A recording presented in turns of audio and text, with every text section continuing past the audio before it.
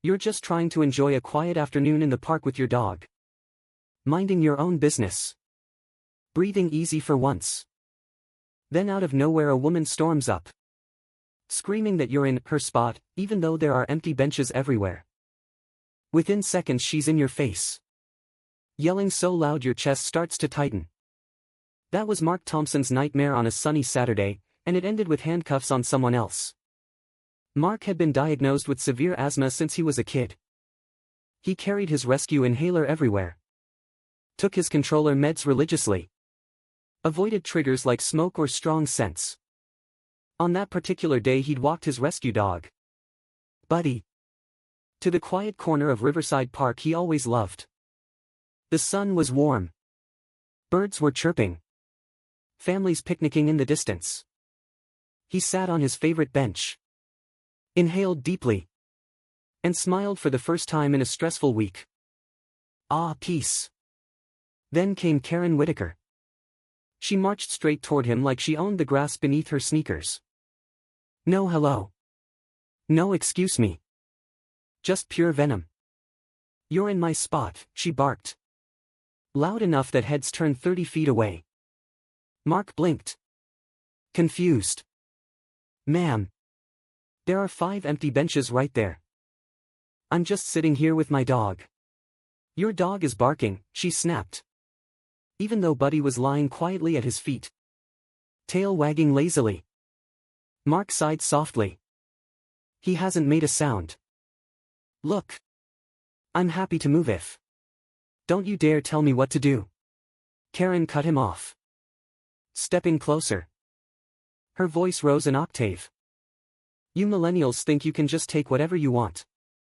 This bench is for people who actually pay taxes. Mark felt the first warning squeeze in his chest. He'd been here before, stress was a trigger. He reached slowly into his pocket for his inhaler. Trying to keep his voice calm. Ma'am. Please. I have asthma. If you could just lower your voice a little. Asthma? Karen laughed. A sharp, mocking sound that echoed off the trees. Oh please. Everyone has asthma these days when they don't want to follow rules. You're faking it for attention. She leaned in even closer. Her face inches from his. Mark could smell the overpowering floral perfume she'd clearly bathed in. Strong scents were another trigger. His throat began to itch. His breathing grew shallow. He pulled the inhaler out. Raised it to his mouth. Karen's eyes locked on it. Her expression twisted into something ugly. Are you seriously pulling that out right now? You're trying to make me look bad.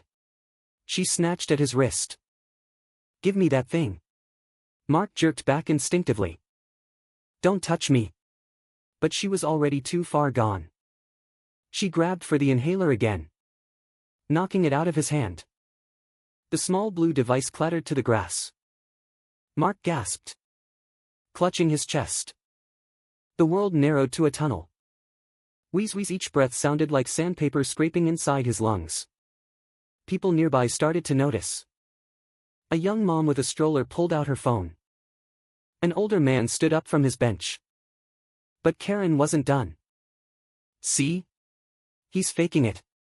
Look at him acting, she shouted to the gathering crowd. He just wants sympathy. Mark dropped to one knee. Vision blurring. Buddy whined. Nudging his leg. The inhaler lay just out of reach. Every attempt to speak came out as a strangled rasp. Help please. Karen crossed her arms. Smirking. Drama queen. Get up and walk away like a man.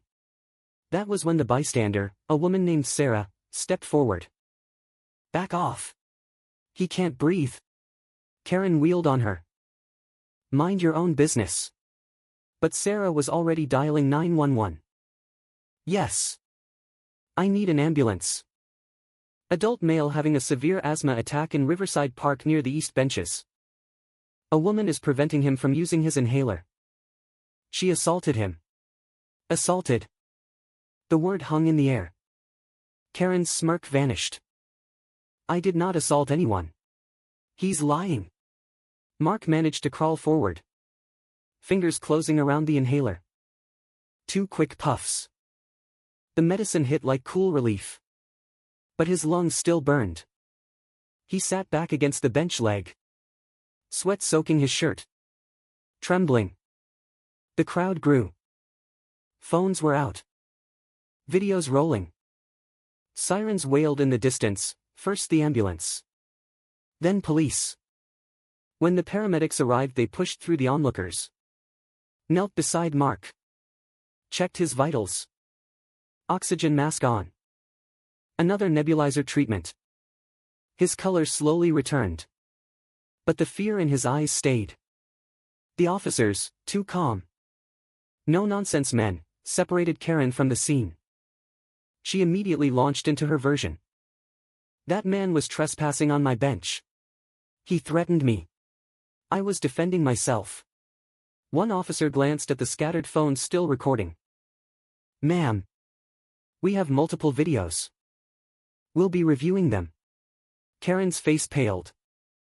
Videos? That's illegal. You can't record me without permission. The second officer sighed. Actually, ma'am, in a public place it's legal. And right now they show you grabbing his wrist, knocking away a medical device, and refusing to let him treat a medical emergency. Karen started yelling again. This is outrageous. I want to speak to your supervisor. But the cuffs came out. You're under arrest for assault and battery, interference with emergency medical care, and disorderly conduct. Her mouth dropped open. You can't do this. I'm a taxpayer. The officer didn't blink. And he's a human being trying to breathe. You chose to make that harder. Mark watched from the stretcher as they led her away. She twisted around, screaming obscenities the whole time. Buddy barked once, sharp, protective. In the ER later that evening, Mark sat on the bed, oxygen still flowing. Buddy curled at his feet. The doctor said he'd been minutes away from a full respiratory arrest. Minutes. Sarah, the bystander who'd called 911, stopped by with coffee and a kind smile.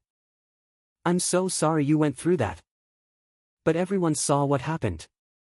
Those videos are everywhere now. Mark exhaled slowly, the sound still a little wheezy. I just wanted to sit in the sun. The next few days were chaos, in the best way.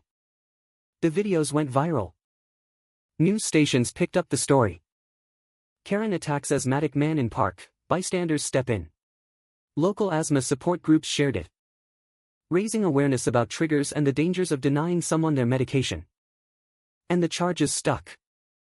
Karen Whitaker faced felony assault charges after prosecutors reviewed the footage. Multiple witnesses corroborated the sequence, her unprovoked aggression, the wrist grab, the inhaler knocked away, her refusal to back off even as Mark visibly struggled. The DA added a hate crime enhancement after discovering she'd posted online rants about people faking disabilities for special treatment. She tried to fight it. Hired a lawyer. Claimed self-defense. Claimed she didn't know he was really sick. But the evidence was overwhelming. No jury would buy it.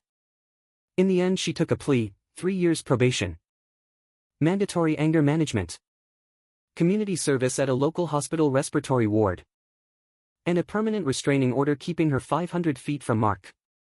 The judge's parting words were blunt. You had every opportunity to walk away. Instead you escalated a non-issue into a life-threatening situation.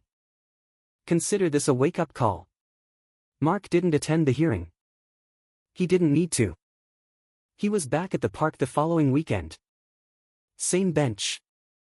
Buddy at his side. This time a few people waved.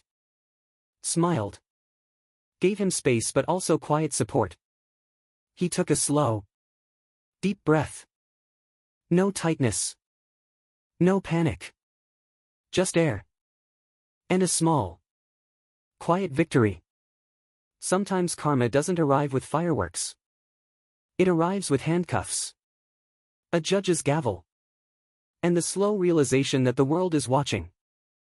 When you choose cruelty over compassion, especially when someone's life hangs in the balance, you don't get to rewrite the story later. Mark still carries his inhaler. He still avoids strong perfumes and loud arguments. But now he also carries something new, the knowledge that good people still exist. That bystanders will step up. And that justice, when it comes, can be as simple and final as a locked cell door. So next time you see someone struggling to breathe, literally or figuratively, don't make it worse. Help. Because the next person might not be as lucky. And the next Karen might not walk away with probation.